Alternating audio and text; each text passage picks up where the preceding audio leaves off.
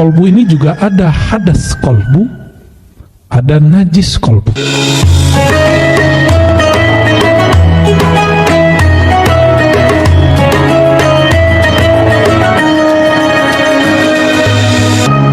Kita sampai pada fasal yang ke-13. Ini fasal penting sekali, saudara-saudariku. Tanpa fasal ini, tanpa bab ini, maka sholat seseorang tidak sah secara fikih dan tidak diterima di sisi Allah. Bang Dik, beranikah masuk masjid kalau lagi junub? Ya. Bang Ronald, beranikah sholat kalau belum wudu? Bang Iwan, beranikah takbir kalau tadi pakai celananya kena najis? Berani nggak?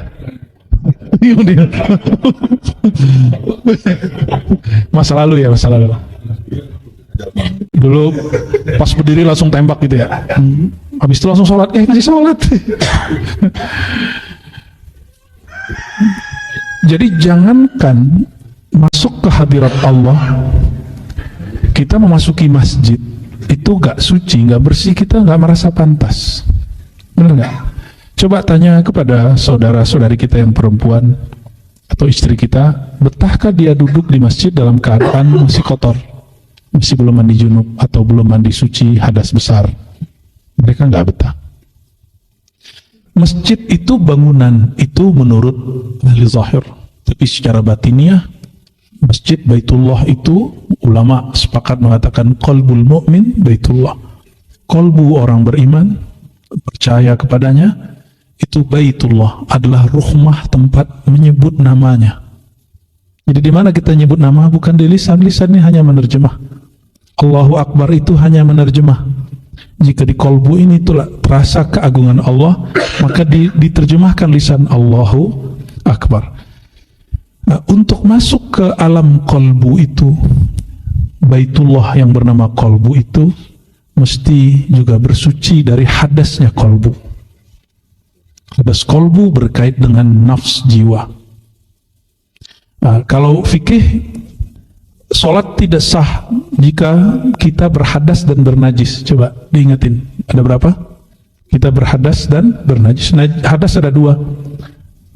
Hadas yang besar, contohnya apa? Lo beda itu Bang Dik. Buang air besar dengan hadas besar beda. Hadas besar itu Bang Dik habis malam pertama, nah itu hadas besar. Ya itu hadas besar namanya. Kalau buang air kecil, buang air besar itu hadas kecil. Hadas kecil. Yang Bang Dik keluarkan itu dalam buang air, itu namanya najis. Maka kalau najis nempel di badan, cukup dibersihkan tempat yang najis, wudunya tidak usah diulang. Tapi kalau kita mengeluarkan hadas, maka wajib mengulangi wudu. Paham di situ? Nah, sama di kolbu ini juga ada hadas kolbu, ada najis kolbu. Ya. Hadas kolbu yang dia bersumber dari hijab zulmaniyah, hijab-hijab kegelapan. Sedangkan najis kolbu, sifat-sifat yang muncul dari kegelapan jiwa. Jiwa itu suka keras kepala, jiwa itu sombong, emosinya besar, nafsunya besar, syahwatnya besar, egonya besar. Nah, itu dari najisnya jiwa, itu kenajisan. Apabila dua hal ini ada, maka seseorang tidak akan dapat merasakan Baitullah qalbu. Baitullah qalbu nggak mungkin. Ya, oleh karenanya apik sekali Syekh Abdul Qadir Jilani qaddasallahu sirrahu mengatakan, bersuci itu ada dua, bersuci zahir, bersuci batin. Kalau tubuh yang kotor dimandikan, dibersihkan pakai air, ada 7 jenis air. Nah, nanti kita ngaji khusus Buya Asfi, ini pakar fikih dan juga pakar hadis. Dia mau pakar semuanya, ilmu kalam juga. Ya, tasawuf juga suka-suka dia lah itu. Pernah memberikan ta'liq terhadap satu matan fikih dalam bahasa Arab, bahwa ada jenis-jenis air, ya. Ada 7 macam air. Cara gampang menghafalkan itu mulai dari laut, air laut, nguap, air uap, terus turun jadi hujan, air hujan berapa tuh? Nah, kalau turunnya di gunung nanti jadi air mata ngalir di sungai jadi air, terus masuk ngeresap ke tanah jadi air sumur. Di tempat yang sana itu ketika hujan airnya belum berhasil cair, jadi turunnya salju, tambah air salju pas 7. Itu cara ngapalnya. Ngapal tuh nggak usah pakai 1, 2, 3, nggak pakai, diurut dengan cara membuat cerita. Itu cara menghafal, dan antum selama-lamanya tidak akan pernah lupa kecuali stroke. Jadi selama-lamanya tidak akan lupa kecuali, ya, itu sebabnya orang-orang yang sudah tua itu tidak pernah lupa cerita, tapi dia akan lupa tentang teori. Ya, coba datang ke orang tua-tua. Ya, karena ruh ini punya cerita, punya kisah. Maka jika diulang nama-nama yang ada dalam kisah-kisah masa azaliyah itu, dia akan menangis. Dia akan rindu. Ya, dan dia ingin pulang. Ya. Bang Dik belum mau diajak pulang deh.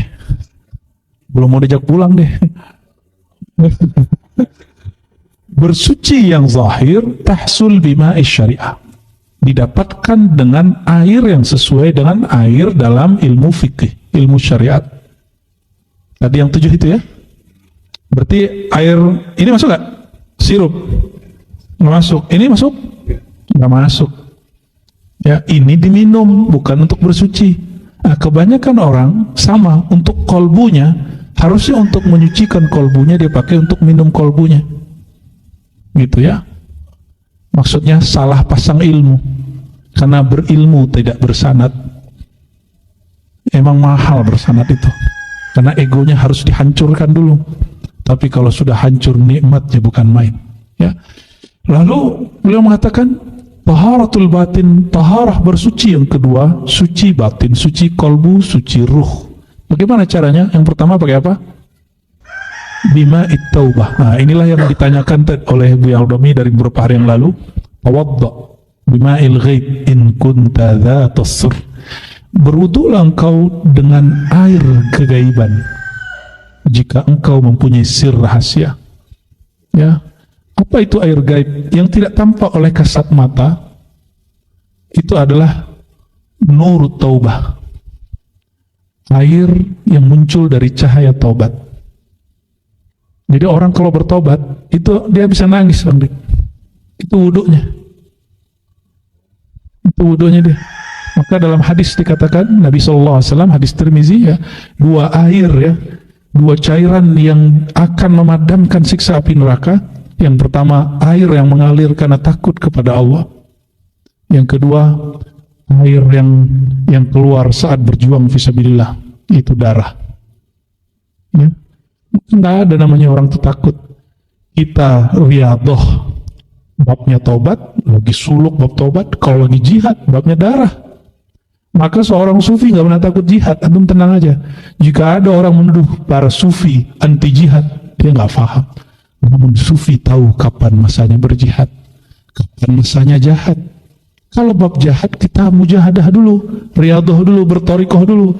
Nanti kalau sudah mulai musim fitnah menyebar di mana-mana, kedaulatan bangsa sudah tidak ada, negara sudah porak-poranda, baru kita pakai jihad yang zahir. Masa di jihad bunuh sesama muslim? Itu jahat namanya, ya. Nggak ada. Maka ketika para sadah di Al-Azhar diminta oleh presidennya, kamu buanglah bab jihad di dalam taklim, dalam ajaran fikih. Jawabannya apa? Tenang Tuan Presiden, kami tahu kapan mengajarkan jihad. Gak usah ajarkan kami yang begituan. Ya, ini baru tobat sudah bab jihad. Di situ jadinya penjahat. Maka berwudulah dengan ma'il ghaib. Berwudulah dengan air kegaiban. Al-ghaib nurun. inda ahlihi. Gaib itu menjadi nur bagi ahlinya. Ya, gaib itu menjadi nur bagi ahlinya. Ya. Apa yang tidak tampak oleh mata, rasa oleh batin, yaitu penyesalan. Orang yang menyesali kesalahan masa lalunya, Allah terbitkan nur di kalbunya. Nah, usaplah wajahnya dengan itu. Ya, barulah muncul air mata, rasa takut kepada Allah Subhanahu wa Ta'ala. Oleh karenanya, taubat pun ditalkin, dibimbing sama guru. Sebagaimana Allah mentalkinkan di Quran, maka ahlinya akan mentalkinkan kepada murid-muridnya. Oleh karenanya, teman-teman, saudara-saudariku, kalau buya-buya kita ini habis sholat kah atau pas mau zikir, tawajuh khatam, mengajak astagfirullah, ikuti. Itu lagi nge-share talqin istighfar itu. Yang ditalkinkan tidak hanya kalimatullah, yang ditalkinkan juga istighfarnya. Ya. Lalu yang kedua, wat talqin, yaitu talqin kalimah. Mentalkinkan, memberikan, menyuapi kalimat Allah masuk ke dalam kalbu. Jadi apa yang disebut dengan talqin zikir? Tadi talqin taubah, sekarang talqin zikir. Karena di dalam diri kita ada ar-ruh al-qudsi, ya, ada ar-ruh as-sultani, yang di dalamnya ada bidarut tauhid, ada benih-benih ketauhidan yang Allah sisakan di dalamnya, benih-benih memori.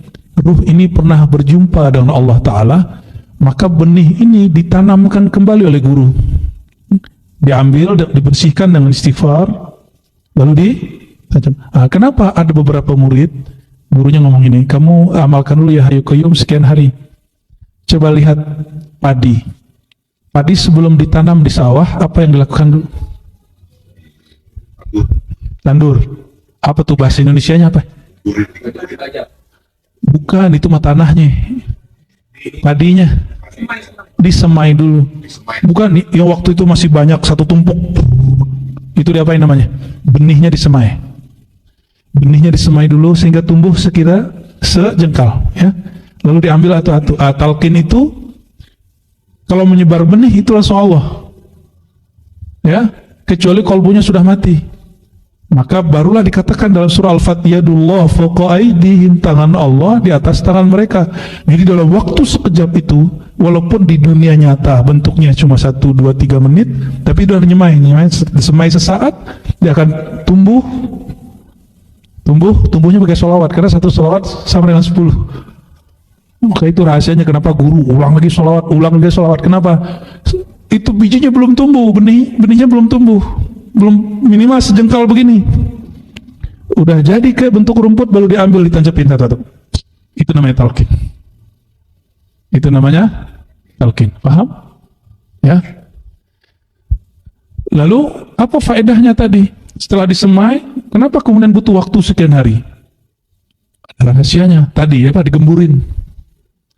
Ranah tempat mau nanam kalimat Allah itu mesti dia gembur, nggak boleh dia keras. Kalau dia keras, ditancapin, dia tumbuh tapi tidak berbuah, dia tumbuh tapi tidak subur. Jadi jangan ngeyel bilang saya udah talqin kemarin di Torikot Ono, saya mau talqin lagi di sini. Kamu ngatur-ngatur mursyid, jadi mursyid aja sendiri.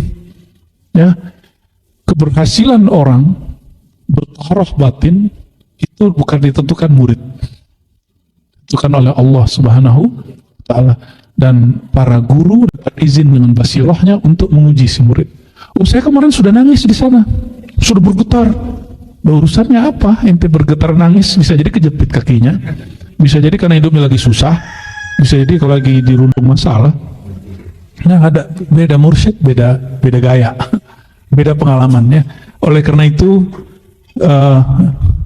betul ada mursyid yang Allah izinkan memendekkan waktu, memanjangkan masa. Maka waktu sekejap itu bisa dipanjangkan, waktu yang panjang bisa jadi pendek. Tapi dia harus wali kutub, Bang Dik, bukan kutu kupret. Ya, dia harus wali yang terhubung dengan Allah yang maha menggerakkan waktu. Maka bersama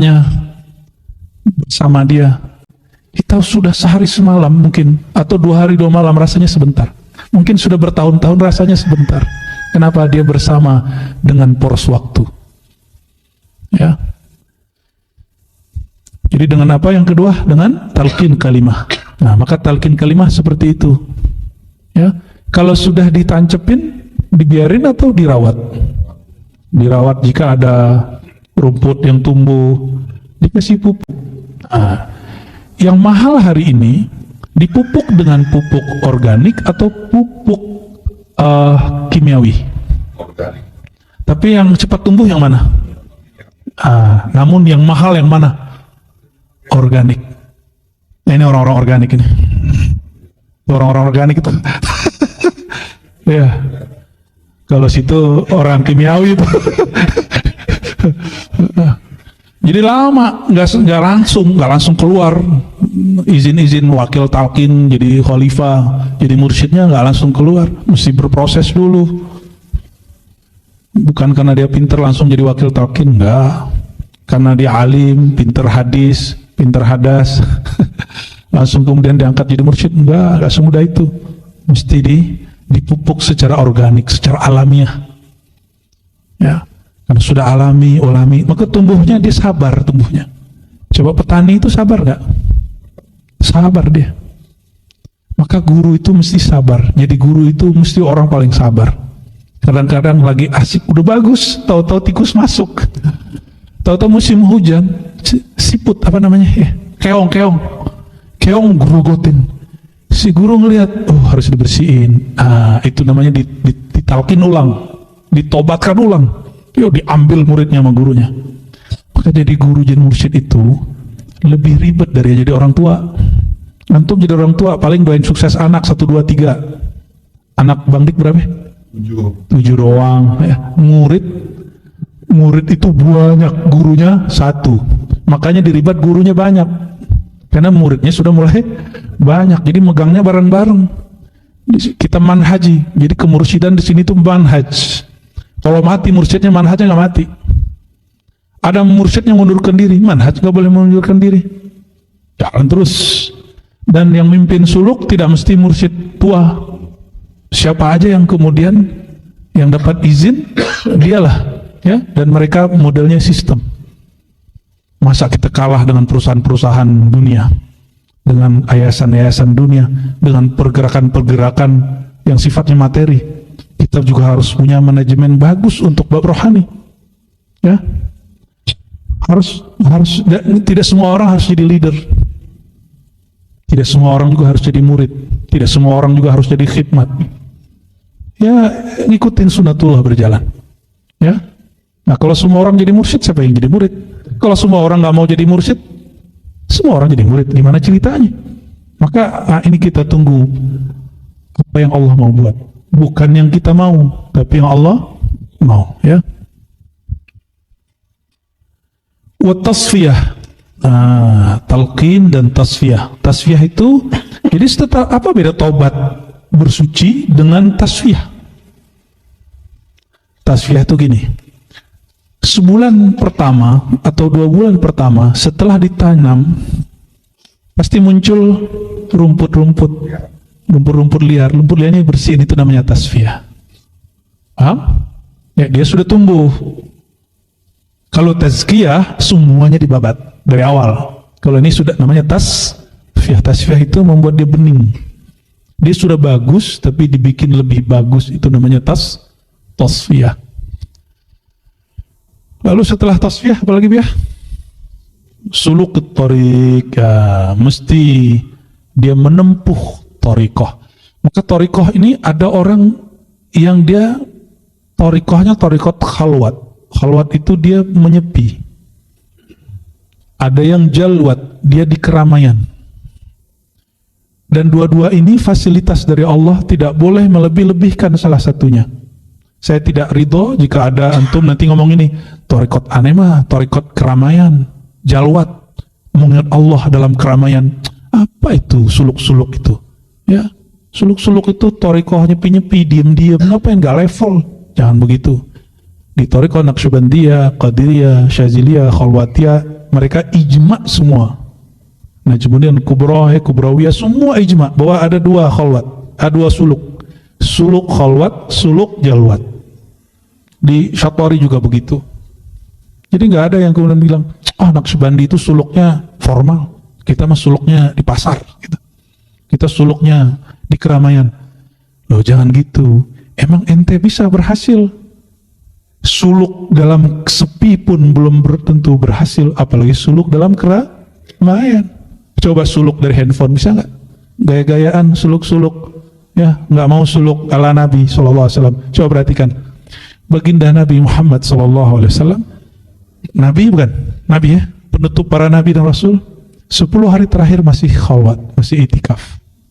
Jadi khalwat itu adalah i'tikafnya Nabi Muhammad SAW, ya. Maka ayuhal ikhwah, jadi mungkin yang sudah diangkat jadi khalifah, wakil talqin, jadi muqaddam, kalau sudah diangkat bukan berarti suluknya selesai, suluknya lanjut. Suluknya lanjut. Itu namanya thariq suluk. Ya, suluk thariq, menempuh. Suluk artinya menempuh, thariq artinya jalan. Fa idza intaqada wudu syariah, apabila batal wudu syariat, maka mesti diulang wudunya. Kalau ketempelan najis, cukup bersihin najisnya. Sama jika kolbu itu ya rusak dari dalam, maka mesti tobat besar lagi. Maka apa perbedaan istighfar dengan tobat?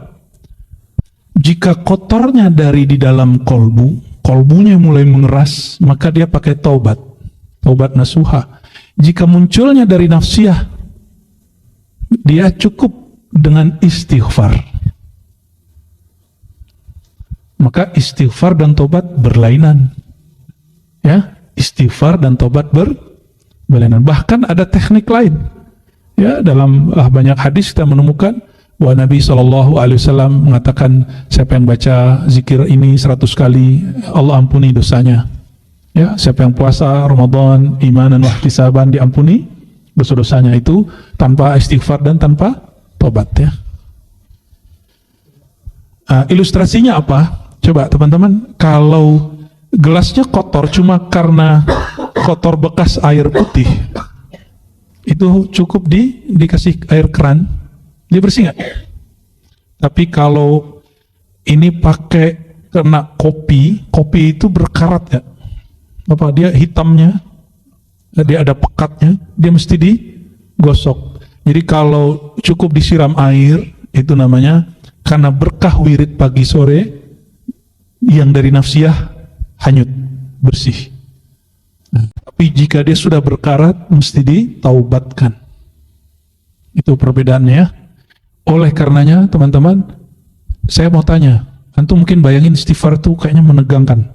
Ani mau tanya, kalau badan kotor mandi itu asik nggak? Asik nggak? Seger nggak? Oleh karenanya at-taubatu fiha ladzah. Di dalam tobat itu ada kenikmatan yang luar biasa. Wa fil istighfar ni'mah. Di dalam istighfar itu ada nikmat yang luar biasa. Ya, kalau anak kecil bisa mandi sendiri, itu sebabnya antum ditalkinkan taubat dan istighfarnya. Jadi tifilnya baru tifil ma'ani, masih kecil.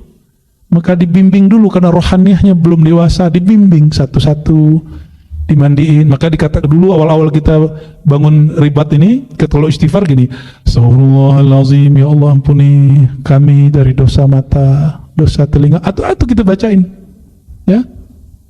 Kenapa? Kayak mandiin anak kecil. Itu anak saya, ya, yang Helen, kalau dia sudah kotor badannya, dia setiap kotor selalu minta dimandiin, dan bagi dia mandi itu asik. Padahal masih kecil, baru 2 tahun. Itu anak kecil, ya. Pada senang mandi nggak? Ya. Kalau lagi badannya kotor, senang mandi.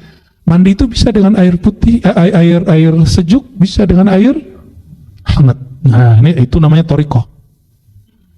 Dihajar pakai kalimah yang mana nih? Ya, dengan yang hot atau dengan yang lembut. Kelembutan itu pada sholawat. Jadi kalau nggak bekerja dengan yang panas, kasih yang lembut. Ya, gitu ya. Allahumma shalli ala sayyidina Muhammad, ya. Jadi nikmat gak istighfar? Oleh karenanya banyak orang yang bertanya-tanya, kenapa sekarang kalau kita doa Istighfar kok nggak dibimbing lagi atu-atu, karena saya berhusnuzon. Antum sudah mulai remaja. Husnuzon walaupun sebenarnya belum semua juga. Remaja batinnya, ya. Kayaknya emang dibalikin lagi, Bu ya. Dibalikin lagi kayak gitu selama suluk nanti ya. Astagfirullahnya disebutkan satu-satu. Setelah dosa anggota tubuh, masuk ke dosa kolbu. Dosa, mulai dari dosa syirik. Syirik itu, syirik paling bahaya adalah syirik khafi, syirik tersembunyi. Harap dipuji orang, takut dicaci orang. Ini paling bahaya. Itu musuhnya semua orang yang ingin usul kepada Allah, dan jadi penyakit orang-orang yang main di sosial media kalau nggak belajar ilmu ini. Main politik, sibuk pencitraan, tapi nggak ngerti bab ini. Tapi antum kalau sudah oke, silakan main sosmed, silakan main pencitraan boleh-boleh aja. Loh, kenapa ada garuk-garuk? Ya, ini serius, pencitraan itu boleh nggak? Boleh. Yang penting luar dalamnya sama. Yang ditampilkan itu yang di dalam. Ya. Maka Allah Ta'ala ya, menyebut surahnya manusia itu suratul Rahman. Surah itu citranya kita. Ya, pencitraan zahir kita ini adalah kedermawanan, kasih sayang Allah Subhanahu wa Ta'ala. Maka mandang orang kita pasti tumbuh simpati. Ya, kalau ada kesamaan faham nanti jadi empati. Ya, contohnya kemarin ada yang sakit kan, ya, langsung semuanya kerja bakti itu bersama-sama untuk bantuin biar biayanya selesai. Itu contohnya, karena persaudaraannya sudah persaudaraan rohani, tidak dibatasi oleh nasab. Ya, walaupun guru-gurunya di sini banyak orang Sumatera, Bang Dik, tapi kan Bang Dik orang Sumatera kan, ya, istri Sumatera kan, nggak ada urusan. Ini aja Haji Iman orang Jawa, ya, kalau orang Singapura Melayu, ada orang Betawi, ya kan. Lengkap. Jadi kita di dalam bab kerohanian tiada lagi nasab-nasaban. Ya, oleh karenanya mohon maaf, kita tidak tertarik membahas tentang nasab, apalagi nasab Ba'alawi, apalagi nasab yang bukan Ba'alawi. Kita sekarang sedang membahas nasab rohani. Ya, pantaskah kita bernasab kepada ahli-ahli rohani? Ya. Lalu dikatakan di situ, ya, ini hadisnya tidak sahih, ya, cuma dia semakna. Siapa yang memperbaharui wudunya, Allah perbaharui cahaya imannya. Ya. Fa idzan taqada wudu'ul batin bil af'al dami wal akhlaqir radiyah. Jadi apa yang membatalkan wudu batin? Wudu dengan cahaya gaib tadi. Af'al dhamimah, perbuatan yang tercela. Jadi wudu batin batal dengan perbuatan yang tercela. Dan yang kedua, al-akhlaq ar-radiyah, akhlak yang rendah. Radiyah. Nah, af'al, apa af'al? Nah, ini munculnya dari nafsiyah. Munculnya dari nafsu. Bisa bentuknya ambisi, emosi, bisa bentuknya syahwat. Ya. Lalu ada sifat-sifat yang rendah. Apa sifat yang rendah? Kolbunya iblis itu kolbu yang sombong.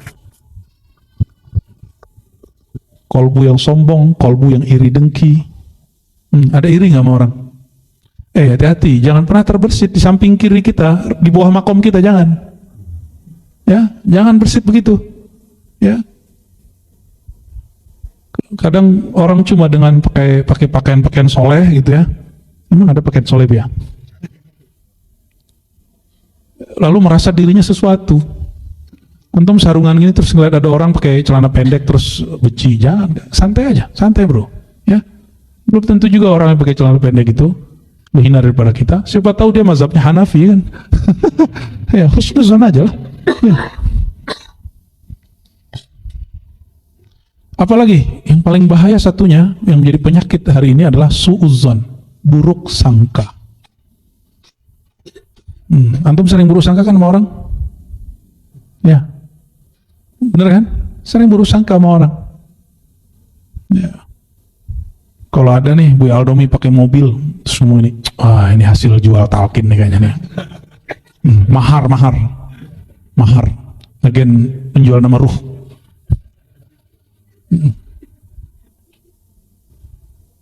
Serius dia. Iya, Iya, cerita lama. Atau begini, guru kita sudah berubah, dia sudah nggak zuhud. Cilah. Ya, sudah berubah deh. Jadi dia lebih senang gurunya merana daripada gurunya enak. Kalau dia pakai yang bagus-bagus nggak apa-apa, itu wajar, ani murid. Ya, kalau guru kan nggak wajar ya. Justru dibalik, antum kalau pergi ke Sudan, di Sudan itu nggak boleh punya harta banyak kecuali musyrik. Murid nggak boleh. Karena murid dianggap masih belum dapat memilah-milih antara cinta dunia dan cinta akhirat. Tapi itu jadi modus belakangan. Nah, kita nggak masuk begitu. Bagi kita, udah lihat segala sesuatu milik Allah, ambil yang halal, nikmati yang halal, mau sedikit banyak itu urusan antum. Yang penting jangan masuk ke dalam kolbu. Masalah milih kaya miskin itu masalah rajin nyebut apa bukan? Ya. Kitanya jarang jemput terus bilang lagi zuhud. Ente pemalas namanya. Ya.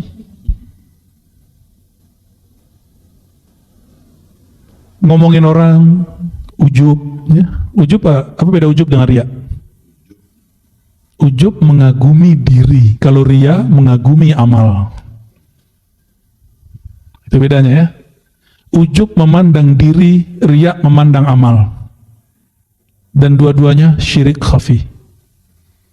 Dua-duanya syirik khafi. Dan ada satu hadis untuk orang pemain sosmed.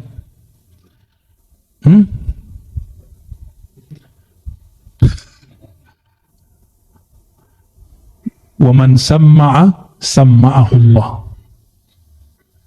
Terjemahan enaknya apa tuh Bia? Siapa yang suka pamer tentang kebaikan dirinya, Allah akan pamerkan keburukannya. Ya.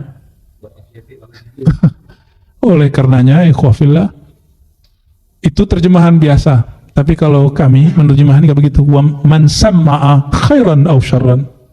Siapa yang mempublish baik itu buruk ataupun baik, sama.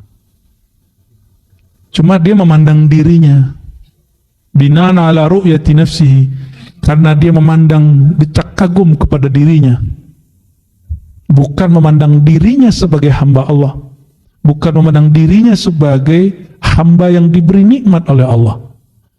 Maka orang begini akan dihinakan oleh Allah Subhanahu wa ta'ala, ya. Oleh karenanya ayuhal ikhwah, saudara-saudariku, gak usah menampilkan hal-hal yang perfect di sosial media. Kita ini ala kadarnya aja, ya. Bukan berarti kita yang ngaji sirul asrar ini orang-orang suci, ya. Sepakat, ya. Kita setiap hari tobat. Kami tiap hari tobat, tiap hari mandi tobat. Karena memandang diri kami ini hina, ya. Bahkan kita kalau bikin-bikin tiap hari, kita ini gak pantas ngaji kita begini. Cuma kalau ngomong begitu, itu namanya putus asa. Sedangkan Allah mengatakan jangan terlalu berputus asa. Bukankah Al-Quran lebih mulia dari Sirul Asrar? Kenapa Quran dibaca, Sirul Asrar nggak boleh dibaca? Ya, siapa yang bikin kaidah begitu?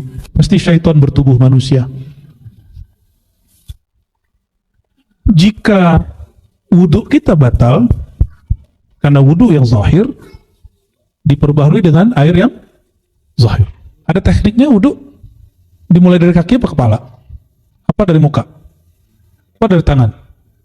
Tangan itu bukan rukun. Rukun pertamanya apa? Muka. Wajah dulu. Maka wudhu itu ketika berwudhu, bersihkan wajah kolbumu dulu. Yang menatap kepada Allah itu wajah kolbu. Bersihkan dulu itu, baru kemudian bagian yang lain dalam diri. Ya, maka ketika kita menyuci muka, katakan, ya Rabb, wajah ini hina, tidak pantas engkau tatap, tapi izinkan aku ditatap dan menatap. Ya hati aja, nggak usah pakai lagi wudhu terus angkat tangannya kapan selesainya. Itu dalam hati.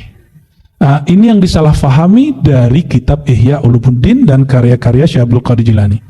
Beliau mengajarkan doa setiap rukun-rukun wudhu, lalu dikira orang itu bacaan harfiah, dibaca secara literal. Bukan, itu dibaca secara maknawi. Itulah yang disebut berwudu dengan ma'il ghaib. In kunta dzatus sir. Jika engkau betul-betul diberikan rahasia dan punya rahasia, dan memang kita sebenarnya ada rahasia itu. Sirullah itu ada dalam diri. Punya sir nggak di kolbunya? Ada, cuma sadar apa enggak, itu aja.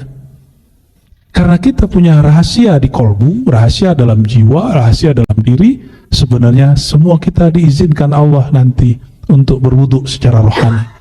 Ya, satu paket dengan wudu zahirnya. Oke, sahkah wudu? Sahkah sholat tanpa wudu? Maka sah diterimakah sholat tanpa wudu rohani? Ya, ahli fikih hanya mengajarkan, mohon maaf, ahli fikih sekarang kata Imam Ghazali hanya mengajarkan fikih zahir. Tapi ahli fikih zaman salafus saleh mengajarkan fikih zahir dan batin. Hari ini kalau orang mau sholat, dia hanya memikirkan wudu yang zahir, tapi tidak mempersiapkan wudu batin. Oleh karenanya zahir sholatnya sah, batin sholatnya tidak diterima oleh Allah SWT. Tempatnya udah bagus, wadahnya udah bagus, ketika dipersembahkan kepada Allah ternyata rasanya tidak enak, dibuang lagi, dibalikin lagi, dicuekin. Ya, maka di bagian ujung ya, dikatakan oleh beliau, jika wudu batinnya rusak, maka kembali lagi bertaubat, berinabat, beristighfar. Kembali lagi. Oleh karenanya inilah yang disebut Allahumma ja'alni minat tawabin waj'alni minal mutatahhirin.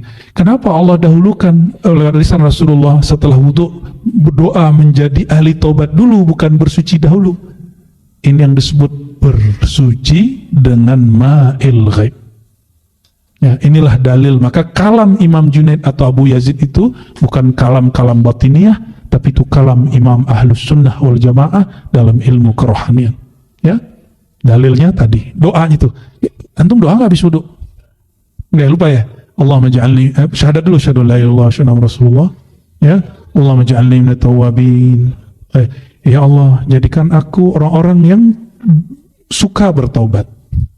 Taubat hal-hal yang batinnya, ya. Baru mutatahhirin, bersuci dari yang zahir. Oke, lalu beliau mengatakan, ya, dan sebaiknya seorang yang mengenal Allah menjaga taubatnya dari perusak-perusak taubat, ya, sehingga sholatnya sempurna, ya. Wudu zahirnya itu terbatas, sholat zahir juga terbatas.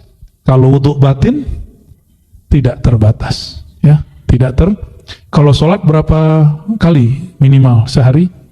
5. Kalau sholat batin, awal sholat batin adalah awal sholat zahir dan tidak ada selesainya sampai sekarang. Ya, jadi ketika ada sahabat saya mengatakan, saya kalau selesai assalamualaikum tuh kayak merasa jauh dari Allah. Loh, kok begitu? Nah, justru orang-orang yang kenal Allah baca assalamualaikum itu melanjutkan sholatnya yang tadi hanya zahir, lanjut sholat batin. Apa sholat batin? Zikir khafi dan merasa dipandang oleh Allah yang maha zahir dan batin. Wallahu alam bissawab.